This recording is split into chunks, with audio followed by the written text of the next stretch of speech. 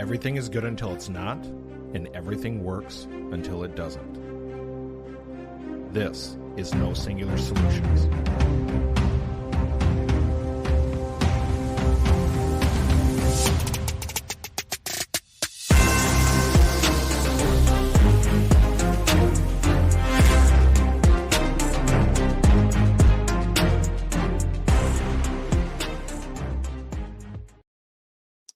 Welcome back to the No Singular Solutions podcast. This is Joshua Hoyt, and I believe that no matter what you've been through, you can achieve greatness and help others along the way.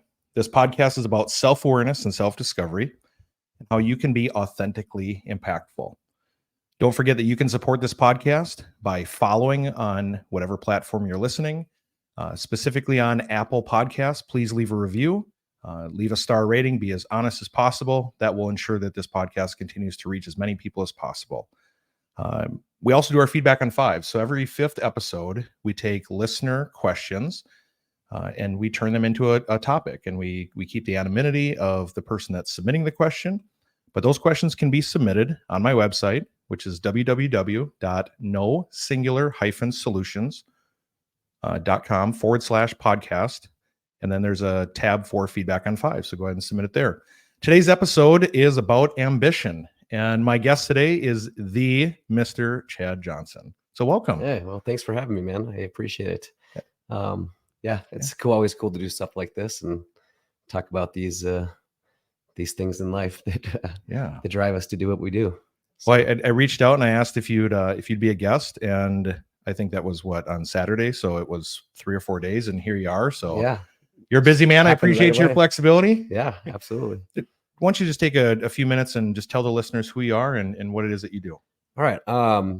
Obviously, my name is Chad Johnson. I'm a musician from Northfield, Minnesota, and a father of 3 kids of my own, and then 4 stepchildren, ranging from the age of 22 to 8. So it's a crazy life that we live. My wife and I have to spend our life between here in Northfield and Albuquerque, New Mexico, technically Sandia Heights. My wife has to do with most of the traveling back and forth. It's a long story, but we have just a crazy life, but I wouldn't change it for anything. And we're just trying to do our best to pursue our dream and chase down this, crazy music dream that we have. And we're having a lot of fun doing it. That's for sure. I love it. And I come from a unique position in the fact that we met about 10 or 11 years ago at a Northfield dealership, and you had come in to buy a vehicle at the time, and I just knew you as a local guy. Well, then I found out that you played music, and then all of a sudden this music thing became this music thing, and I thought, whoa, there's this guy that I knew that our daughters were the same age, and they're in school together when we were down there. But I've always been taken back because you are like the most real life example for me of somebody who has this passion, this ambition to pursue a profession in the music industry. And from my seat, you've made it, right? Right? Like you've made it. Yeah. You've played local festivals. You've been on some big stages with some pretty big artists, nationally known. And to me, like when I was going through my podcast topics, I was picking topics that pertain to mental health and just what are the things that the everyday person, what are the things that the average everyday person thinks about? And ambition's one of them. And you came to mind right away. And I thought, man, there's this angle of the music industry too, because it has a whole different level of relatability. So whether it's work or personal aspirations, I see it for you as music. And so I really wanted to bring you here. I thank you for joining me, and I think our listeners are going to love this interview. So yeah, I hope they do. So first, what does ambition mean to you? Well, I think from a young age, I grew up, was not in like any kind of a family that had any kind of money or anything like that. So if you wanted anything, you had to work. And so just if you wanted to have anything in life, you learn at a young age, you had to have ambition and drive to get out there and get off your butt and work for what you wanted. And so in a lot of ways, which seemed like just a grind when I was young, it taught me a lot about life and being ambitious and getting out there and, pursuing the things that you're passionate about.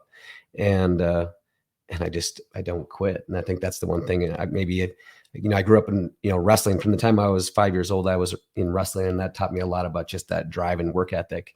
And not being afraid to lose, but hating the feeling of that loss and wanting to like work harder and harder to achieve something.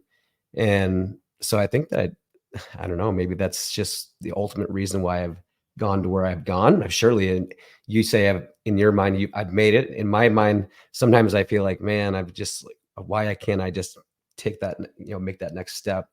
But I know that I keep setting myself up to potentially have that big, moment happen where I can truly say like, okay, I've made it in music. And whatever that really means, it's all up to everybody. Every individual doesn't have their different idea of what making it really means. And, but at the end of the day, I do give a lot of that, just that growing up in a blue collar working family and then becoming a wrestler and like having that drive and the work ethic, is definitely, a huge part of why I am where I am and the ambition that brought me there, I guess. So let's go a little bit deeper with that, because ambition to some people is above average. It's not the norm. Mm-hmm. But yet ambition can also be, it's the thing that motivates you. It's the hard work. It's the grit. It's the tenacity, right? What do you think the difference is between someone who you would say is ambitious and someone who you say maybe has goals or is goal orientated? What's the first thing that comes to mind? That's a great question. I'm learning to be fairly decent at this. I've honestly never even given it any thought. When you like sent me the message about doing this, and the ambition was the theme of what we were going to talk about, that was the most I've ever really thought about that. Sure. But yeah, I mean, like there's a lot of people I know that have all these big lofty goals, right? And they're saying, oh, I'm going to do this and I'm going to do that. And then they don't ever have the ambition to follow up on those things. They have the ambition to talk about it, but never to really actually put in the grind and the work to actually make that thing a reality. I think that's the difference with me, was that for me growing up, if I said I was going to do something, I remember the first time I was going to record an album, I just decided I was going to do an album, and I had the ambition to, not only just to talk about it and say I was going to do it, but I was going to do it and follow up, and I was going to do it.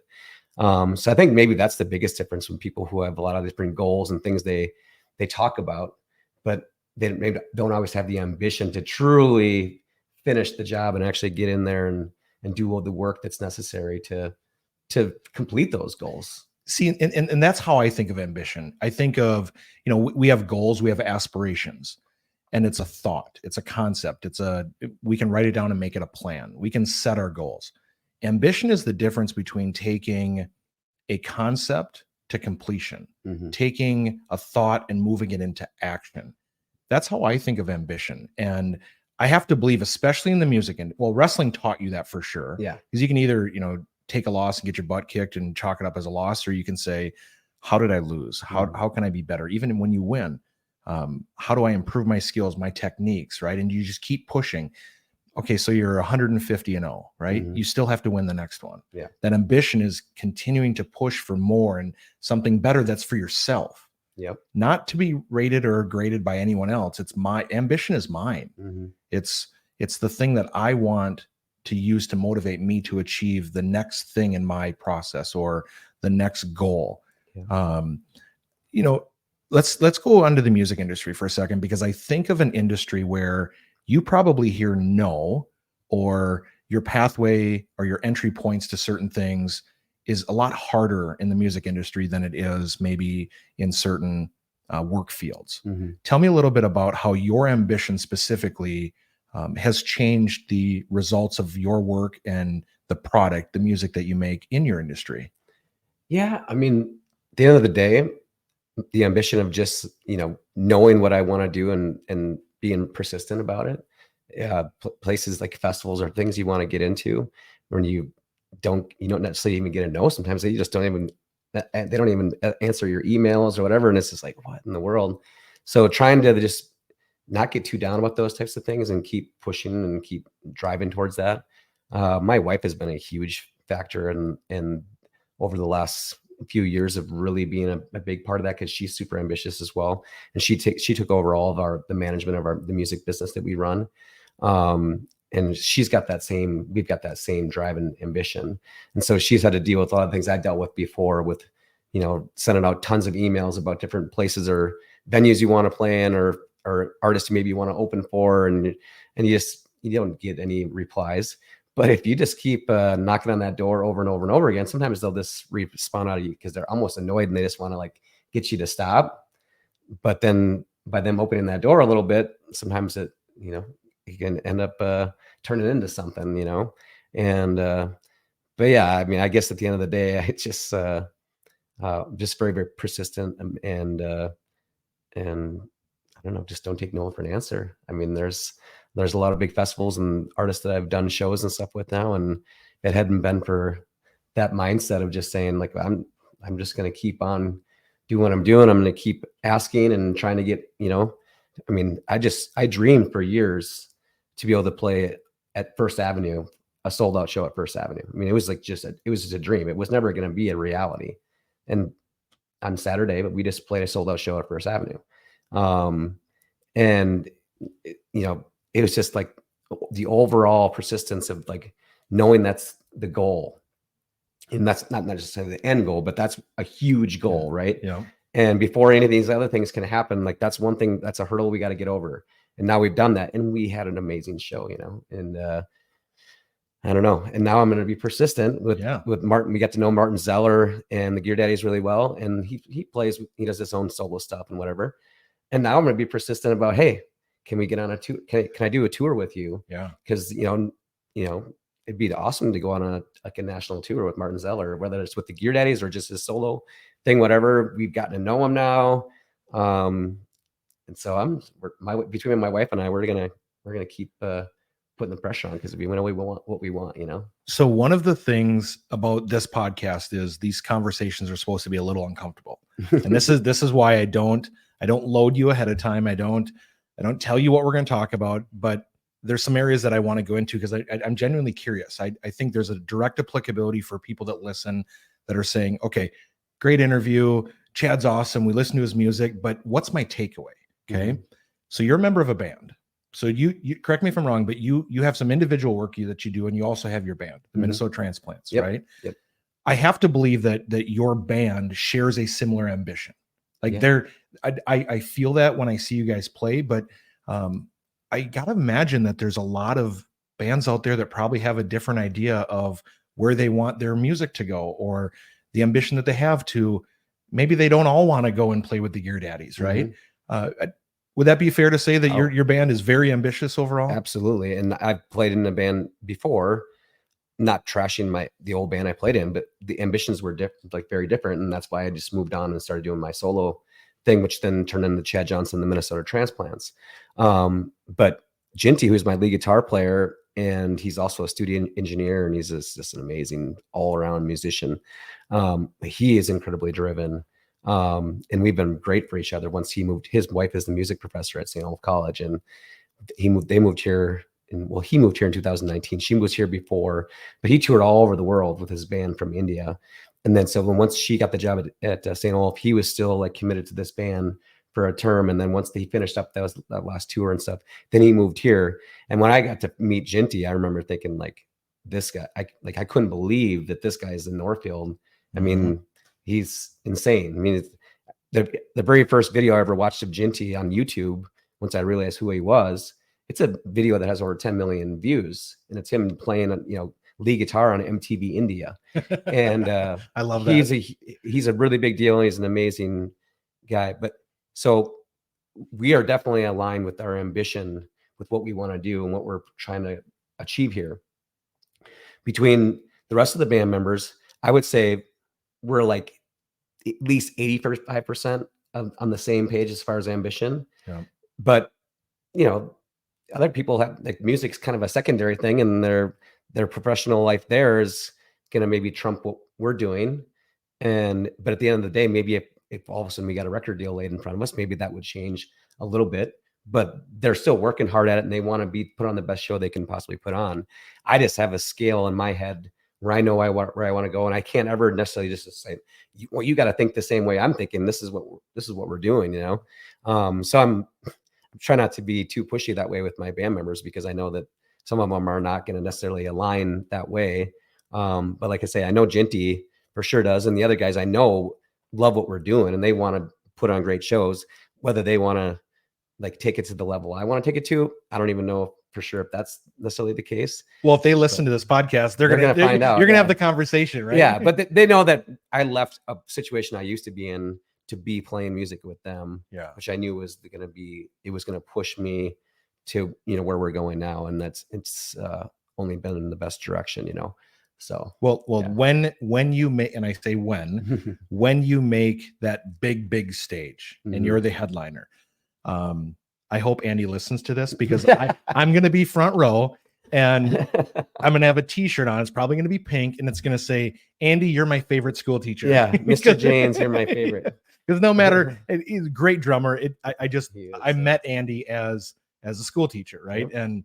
And again, because our daughters, same school and everything. And it's funny because you always have pictures of these things that, what you believe will eventually happen in life. And I'm like, I don't know where, but someday, like, these guys are going to be huge. And I'm going to think back of, hey, remember when we sat in my basement and you told me how cool it looked, but we did this podcast thing for 30 minutes and, 100 people listened. And I talked about being the guy with the pink t-shirt that said, Andy, you're my favorite school teacher. and I hope he's laughing as he's listening. Oh, he's surely laughing. Yeah. We always make fun, at shows, I always talk about how he's, Mr. Janes during the day. And at night, he's the rock star Andy Janes. At night, when he's jamming with the band, he's able to live these two different lives and stuff. But yeah, it's pretty cool. I mean, Andy's been with me forever, even with the previous band, with the A Street Band. And we still remain very, very close. And yeah, I mean, we're on the same page with wanting to, continue to make great music. And I can't do what I do without these guys. I mean, they're amazing. And like I try to tell them as much as I possibly can how much I appreciate them. And because yeah, you could sit there and try to go around and be the one man band thing, right. But that ultimately, and sometimes like because of money, there's money to be made doing certain shows like that, where it's just stripped down acoustic shows. So you have to take on those things. But at the end of the day, what I'd really love to do is play music with my guys. Yeah. There's nothing to me. There's not a better feeling than I mean, for example, this last Saturday when we played at First Avenue with our band, versus say when I've done shows with Clint Black where they're sold out theaters.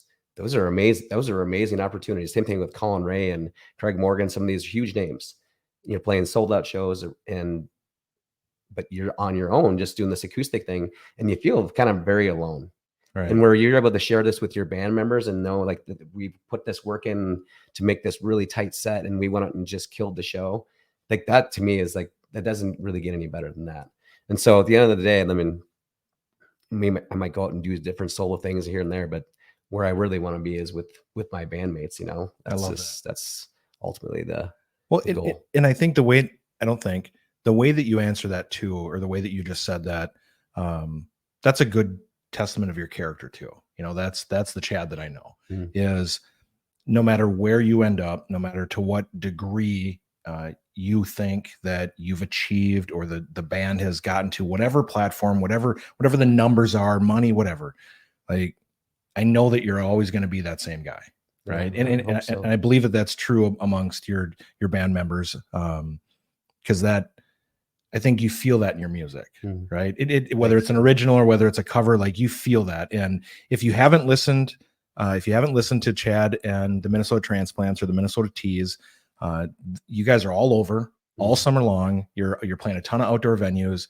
There's no shortage of places that you can go to listen. Yeah. And you guys put on an incredible show. It's so much fun. I don't know how you do it physically. Like that has got to be physically exhausting to just hours. Sometimes those 2 shows per day are like for example, last year we played Farmington Dew Days, and we were Chippewa Falls, Wisconsin for a show earlier for a full band show, and then hightailed it back and just got back in time just as the last band before we were going to be taking the stage for the main show. They were just getting off stage, and we just jumped right up on stage, got our sound check, and then here we go again. Right. After just doing our, finishing a full show in Chippewa Falls, Wisconsin. And you'd be surprised how many of those two shows in one day we do in the summertime, Yeah. because that's when you're making hay. I mean, that's like the best time to be playing music is in Minnesota in the summertime, or just in the Midwest in the summertime in general. I mean, like outdoor shows they're between festivals and town Events events and stuff like that. There's all kinds of opportunities. I mean, like the county fairs, whether we've played at Dakota County Fair years and Rice County Fair. This year we're playing our huge night we're Friday night at Steele County Fair, which is the biggest county fair in the state of Minnesota. And that's going to be a huge one for us because Chris Janson, the big country star, Chris Janson's playing before us. Oh, wow. There's obviously like a main stage. Yeah. And then as soon as that's over, like right just across from where the main stage is at is this big beer garden. And that's where everybody's gonna be coming after Chris Janson show. And we're going to be the band playing that night. So that will be a lot of fun. So yeah, just live for it. It's so crazy to me. And this is what blows my mind for those that don't know, those that know about you and the band will appreciate this. Those that don't, I hope they see the context of this. I mean, here's a guy in a band who just sold out First Ave and then turns around and plays a truck flatbed in downtown Randolph for a fundraiser for the fire department. Oh yeah. Like that's incredible to me that, you're not removed from who you are. Like your music is not separate from who you are, and you feel that.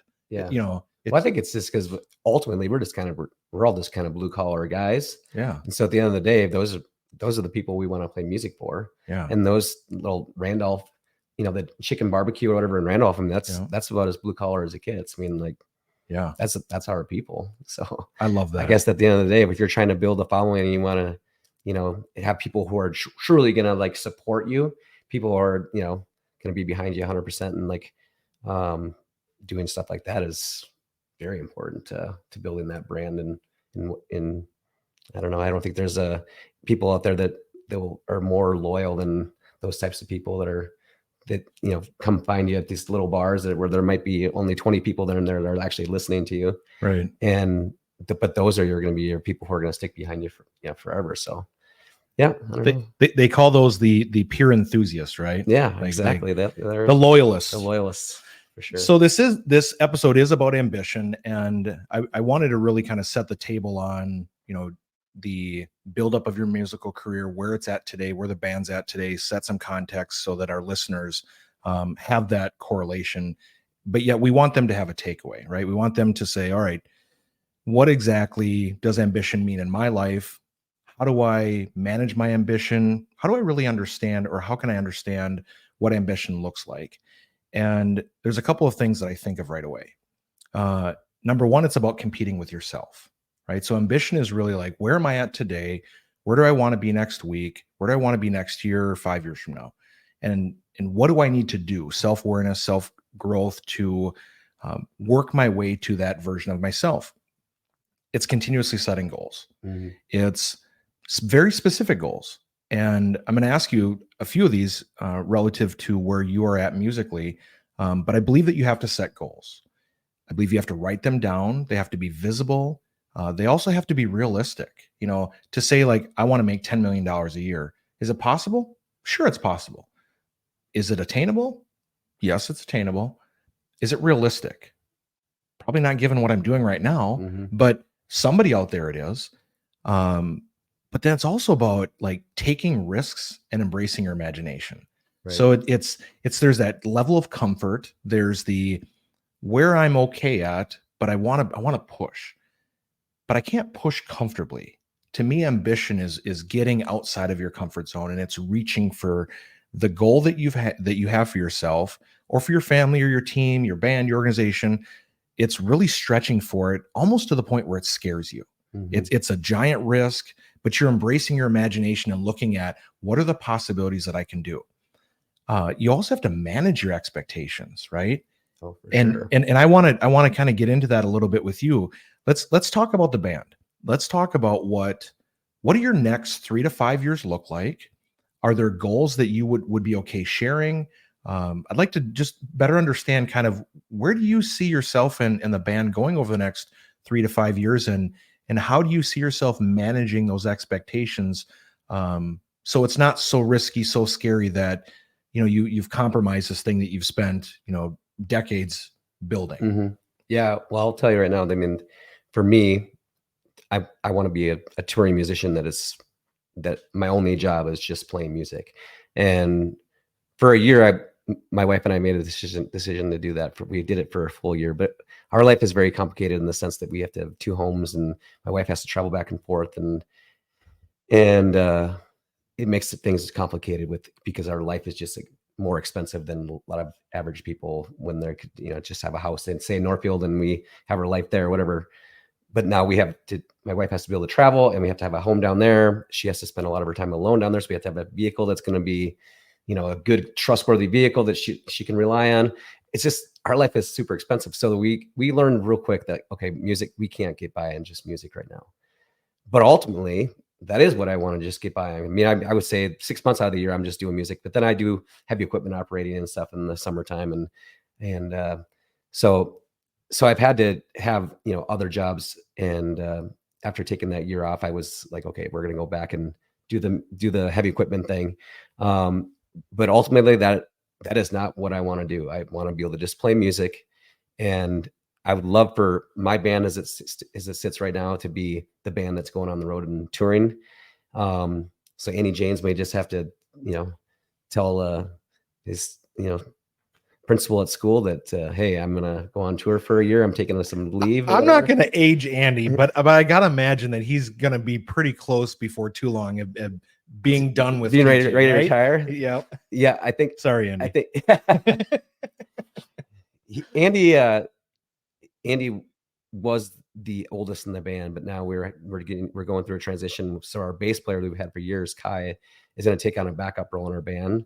Is with different life things and stuff with him. We were getting just a little bit too busy, and so I understand, because not everybody wants to be playing, 3 or 4 shows a week. Right. And the band doesn't necessarily play that much, but the bands, especially for the summer months when people like to go camping or like to do different things, like we're going to be playing a lot of shows throughout the summer. And so we are on good terms with our bassist Kai, and he's going to take a step back. But the bass player we're hiring is a guy named Terry Dawkin from Hastings, and so he's now going to become the oldest guy in the band. So Andy won't even be the oldest anymore. So all the jokes that we've been talking about Andy being the old guy is kind of out the window now. He's going to be he's going to be kind of in the middle there. But yeah, no, I mean, ultimately, my whole idea to me making in the music, and you're talking about people who are making millions or whatever, if we can make our living the life that we have to live, I mean, the life that we live that's where our life's going to be for, I would say, at least another 10 years, because cool. Rosie's the youngest child, and until she graduates, I mean, this is what we're going to have to be doing. She's going to be down there. That's where she's going to go to school, down in New Mexico. And so the travel will probably shift. And my daughter, Kelly, she's, she'll be starting in the fall, be starting her senior year at high school in Northfield. And so when she graduates, it will make it so that I can travel down to New Mexico a lot more. So my wife doesn't have to be traveling back and forth here as much. But ultimately, this is always going to be our home in the summertime, being here and doing our shows throughout the Midwest. But in the wintertime, we're probably going to take on a lot more stuff, Texas, New Mexico, Arizona over the next, couple years. Once Kelly graduates and she's off to college, we'll probably spend more time down doing some of that stuff, come home periodically, do some shows here. But winters will probably be down there a lot. That's just the way it's going to be. But ultimately, I want to be able to just focus on music, and that is like my absolute ambition. Is just it doesn't have to. I don't have to make a lot of money. To me, like it's just we just got to be able to support our life. You want good balance for the life that you want to live. Exactly. So I'm not ever like felt like I was ever truly. My ambition never came from wanting to make a bunch of money. I wanted to make money so I could have certain things that, that we like and, and whatever that, but it doesn't have to be this amazing house. It doesn't have to be brand new, all this stuff. But I, obviously do have taste for certain things. Obviously sure. We all like to have a nice pickup or whatever. I mean, we all have things we like, but you like a pickup. I like bourbon. Like it's all the same, right? It's all the same. It's just a little more expensive bourbon, right? But at the end of the day, that is my ambition, to be a touring musician and making a living just playing music. And, I mean, during that process of all that, because, because we have to take on an acoustic, the whole band can't usually, like Friday, Saturday nights are your kind of big nights for bands, especially for making money. There's not a lot of full band opportunities throughout the weekdays and stuff, but where acoustic shows come in, say on a Wednesday, Thursday night, there's a lot of different breweries and different places, wineries that are having acoustic music. Well, you can go just on your own or as a duo or whatever, and you can come home with $300 or $400 in your pocket just to go do a quick couple hour show. And on a Wednesday and Thursday night, you can make decent little money doing stuff like that. And so for us to be able to make all these ends meet, you got to take on little gigs like that to make it all to work. And so for me, I'm just ambitious in the idea that I know that I want to do as much band stuff as possible, but these acoustic shows have to be tight as well. So I started learning a lot of different like percussion. I grew up as a drummer. So Sure. Before I started playing guitar and singing, as a 7th grader, I started learning drums and did that all through junior high and high school. So I started figuring out a way that I could incorporate my like percussion into my acoustic show. Sure. And so now when I do acoustic shows, I can do a lot of different percussion things, and which adds a really cool little flavor to the acoustic show, which I'm hoping that will really catch on to the point now, maybe in the next year or two, instead of just going to do these breweries or whatever, instead of coming home with $300 or $400 for a night, we can double that just because of the uniqueness that we're adding to our show. And so I remember about like a year and a half, 2 years ago, I put in like some serious time with trying to figure that out, do the percussion thing and whatever. Because some people say, how the heck can you do that? I can't chew gum and walk at the same time. But at the end of the day, it is a pretty natural thing for me because I grew up that way and with percussion. And once I kind of got it, I got it. And I did, but it took hours. And people talk about putting that 10,000 hours in of just grinding away and becoming really good at something. And I put in that 10,000 hours learning that craft to adding the percussion with my acoustic show. And so I hope that along with our whole band thing, that will catapult things to, for me to be able to make a living just playing music. And I think that if I hadn't done that, it'd have been really hard, because it's hard to just, unless your band is playing huge shows all the time and you're headlining, right? That's a really hard thing, especially with someone like me who's got technically with 7 kids between my 3 and then 4 stepkids. In life's expensive, and like the idea of just making a living with doing band stuff, if you're not like someone who's on the radio or a headliner for these big shows, you ain't making enough money to make a living doing that. Right. You have to have other things you're going to incorporate to that music, whether it's recording and doing different things where you can release a bunch of content on YouTube with different songs you're doing. Like there's a lot of different ways you can make revenue through doing music.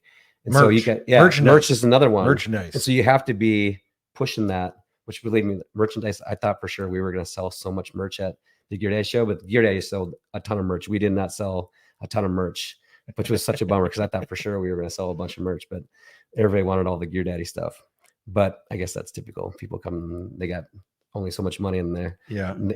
They're there obviously that for the headliner. Yeah. Not that we didn't sell some merch, but it was just like their table was nonstop, just like flowing merch. I'm thinking, holy cow.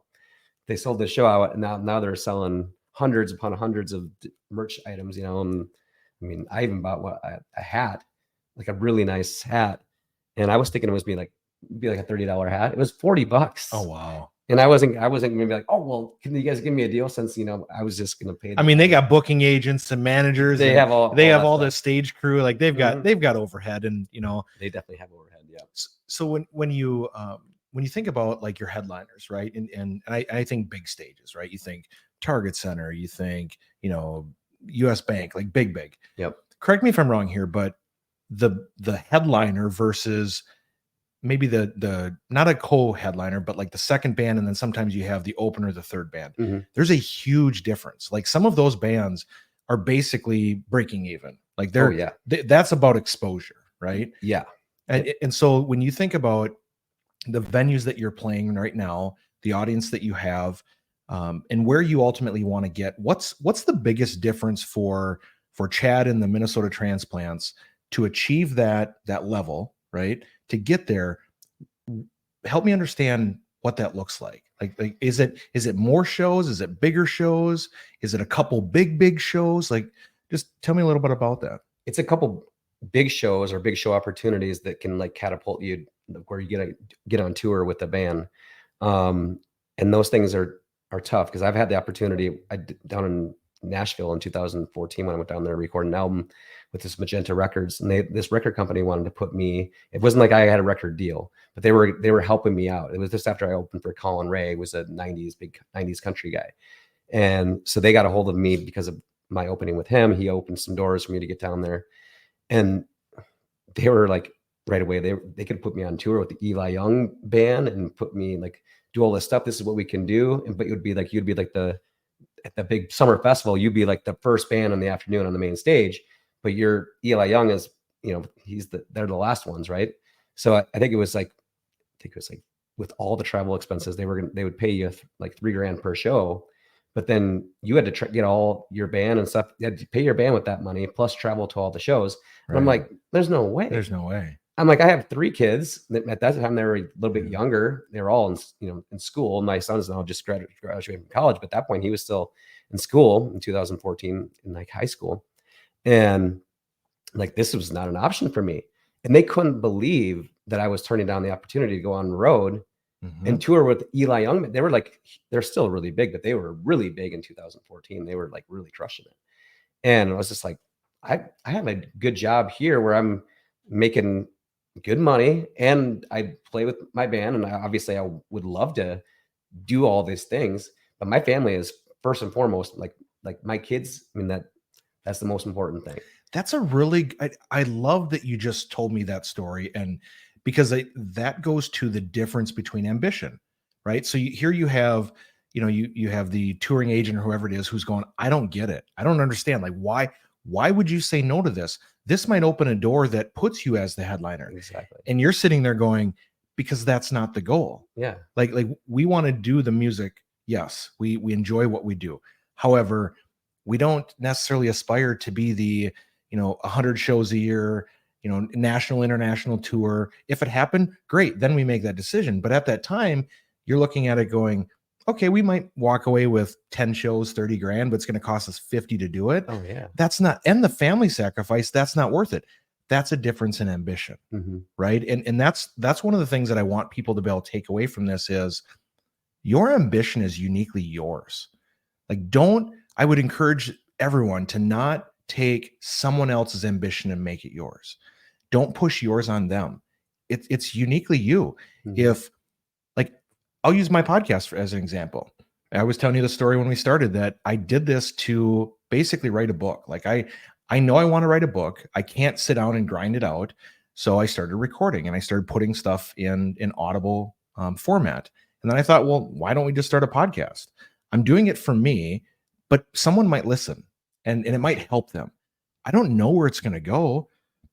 Do I want to do it full time? Do I want this to be exclusively the thing I do? I don't know.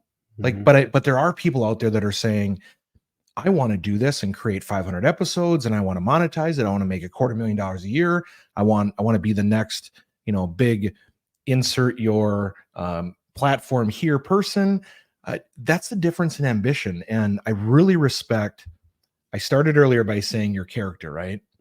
How you just said that just affirms that yet again, that you have values. You would not compromise them for the possibility of what the band could do with that opportunity. And so I respect you even more for that. If you say if it all, I did all that and sacrifice all those things and then achieved all those big things, but then you lose your family along the way. And like your kids don't even know you because you were out doing your thing.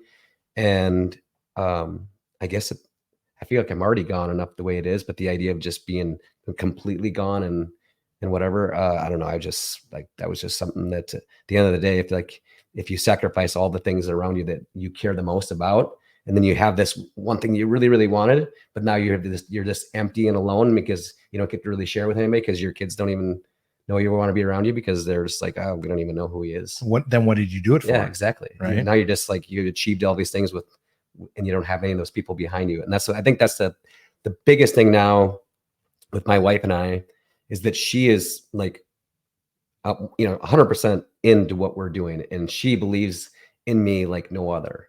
And I think that her drive to wanting to like achieve this goal and we redo this together. And it's not just like her managing the band and booking shows, but we write a lot of songs and do a lot of write a lot, our music is a lot of it, a combination of the two of us. And So when you know that the person, that's closest to you that is in this with you, and she's not upset because I'm out playing shows, because she's actually booking the shows. Right. You know what I'm saying? Like that can become a really tough thing. And so our family is all on the same page now about what we're trying to do. And my kids are, my 3 kids from my previous marriage are much, older now. And they want me to, to chase down this dream. They've always wanted me to chase this dream. And I've always, from the time they were little, I always, push them like, hey, if there's something you're passionate about, you want to do, like go after it, And so like, it's one thing that if you're going to sit there and tell your kids those things, and then if you don't actually follow up and do it yourself. And so that's one thing that I've always kind of preached, but at the same time, maybe in some ways I've been a hypocrite in the sense that like, there's been things right at my fingertips that I didn't really go after, because at the end of the day, I wanted to be that. I was, my son, Ethan, he's 20, almost 22 years old now. I was his wrestling coach from the time he was like a little kid until he graduated from high school. And then he went to St. John's to wrestle. It's like, these are things that were really important to me. Going to all the gymnastics meets for my daughter, Julia, and Kelly with volleyball, they all had their own things. And I wanted to be able to be a dad and just go to those things and support my kids. If you're on the road, just touring all the time, and that was all that really mattered to me, whatever, and I was willing to sacrifice all that, I would have missed on all those opportunities. And now here I am, I'm 42. So I'm not like old, but I'm old in the sense that if you think you're going to make it in the music business now, if you're going to be like that, like a celebrity musician, I'm already like way past what your prime would probably be. Right. But in the music industry, there's so much opportunity in different ways to make a living playing music versus having to be a guy who's on TV. There's a lot of people who are doing really well in the music industry who have never been on TV, because they do different style music. They're not playing on the radio, but they might have, 500,000 people follow them on Spotify or whatever. I mean, there's lots of different ways that you can do this and this thing. And like I say, everybody's with what everybody thinks they need to make, or what it's considered making it is different for everybody. For me, like I say, I don't have to make millions of dollars. I just want to be able to live the life how we live it now, but just on music alone. And I feel like we're so close to being there. And the fact that we're that close, and I didn't have to sacrifice, my kids and stuff to be able to do these different things. If anything, they're completely behind me 100% on what we're doing. Same thing with my wife. And so, gosh, I hope that, hope it doesn't take, 3 years from now. Hopefully like we can, do these like big shows like last Saturday. If we get more of those things happening, and then you get on a tour, next thing you know, there can be like all kinds of doors can open. I mean, like things happen like kind of overnight sometimes. And other times it's a real slow burn, like what I've been going through for many, many years. But it's been a lot of gratification with that slow burn, because you're putting in the work. It's like, how some people, like, for example, they'll pay big money on Spotify for a bunch of bots to listen to their music, and all of a sudden they'll have a million streams on Spotify on a certain song. Like their song is huge, but it's not real. It's they paid a bunch of money to have a bunch of bots listen to their song, and now they can say they have a million streams on Spotify. Well, we don't do things like that. Like, that's not how we live, because that's not real. Right. At the end of the day, then we want to build this thing. And my wife is very adamant about that. We're going to build this organically, and we're going to build it the right way. So then if we do get a million streams, we did it the right way. And those are real people listening to the music, and then it's something you can really, truly be proud of, Yeah. And I would expect nothing less from you. Nothing less. I'm going to ask you one more question. And this is more of a question for you to, I want you to affirm this to anyone who's listening. What would you say to those who lack ambition, whether it's personal, professional? They're kind of in that rut. They maybe don't feel overly motivated. What would you tell them? Boy, that's another really hard question. I'm getting better at this. At the end of the day, I think you have to find something that really makes you tick. And for everybody, like that's a different thing for everybody. For me, it's music. Other people, it's just like maybe they build a little wood shop in their garage and whatever, and they start crafting different things. Maybe some people, like, they go and help and volunteer at a church, and like they just want to help people. And what a better way than, if you have spare time, to go and just volunteer and help. because at the end of the day, that can be a very gratifying thing, just to be like, wow, I went there and I did this, and these people, all got fed and whatever. Like, every person has got to truly like look at themselves and figure out what it is that makes them feel good about themselves and what they can do to make others feel good. And for me, it's music. There's nothing I love more than like to be like someone to come up, and tells me or my wife about like a song we wrote, how that really connected with them. The idea that maybe we wrote that deep song about us or our life, but then how it impacted somebody else, that is like the greatest feeling. So like, try to figure out what you're really passionate about. And if you're really passionate about it, you'd be surprised like how many other people you can impact because of your passion of that sort, whatever that thing is, so I guess you just have to find that thing and get after it, I guess. I love that. I don't know. Yeah. Find your purpose, find your passion. Just dig in, create your plan, set expectations for yourself, and just really, I mean, I guess if you want to accept mediocrity, if you want to accept, status quo, that's fine. But it's unfortunate that there's so many people that think that way. And sometimes it's as simple as like, they don't know what the first step is. Mm-hmm. Like they'll take it from there, but they need that first step. And that's what I'm trying to do with this podcast. That's why, we're changing up the topics, and we're really digging into a lot of different ways that we can approach mental health, and from accountability to vulnerability to growth mindset, and even today talking about ambition. The mic's open for you. Say anything you want to anybody. You want to do any shout outs, any thanks, any words of inspiration? The mic's yours. Well, thank you for having me. First of all, it's always an honor to be able to do stuff like this. Obviously, I'd like to give a shout out to my kids and to my wife. My wife Carrie is like a huge part of what we do, and we couldn't make all this happen without her help. But yeah, and everybody who just has been a supporter of what I do. Believe me, it's appreciated far more than anybody really truly knows, because I know that whatever this goal is that we're trying to achieve, it doesn't happen without the support of these people. So yeah, I hope that people will continue to support us, and hopefully we can make them all proud at some point, and really, really kind of tear down some walls and break down some doors to really take that next step into this crazy dream of ours. So I love it, man. I can't thank you enough. I appreciate the opportunity to have this conversation with you, to have you be a guest in the podcast. To anyone who's listening, I go into the show description. I'm going to drop all of Chad's social links. So we'll have the Facebook, the Instagram, and the YouTube. We're also going to put a link in there to the website. That'll have all of your shows, your upcoming shows. So all the dates, information's in there, and merch. Great. There's merch in there, right? Oh yeah, we got all kinds of merch. So you go support a local blue collar band, grinding it out for all the right ways. Buy some merch, check out a show, and support them in any way that you can. Again, thanks, man. I appreciate you. Awesome. Like big time. All right, that's a great episode, and thank you very much for listening. Remember, I believe in you. I appreciate you. I believe that you can become the best version of yourself. I hope you found this episode to be both insightful and informative. Go be amazing and help someone else along the way. Thank you for listening, and God bless. This is No Singular Solutions.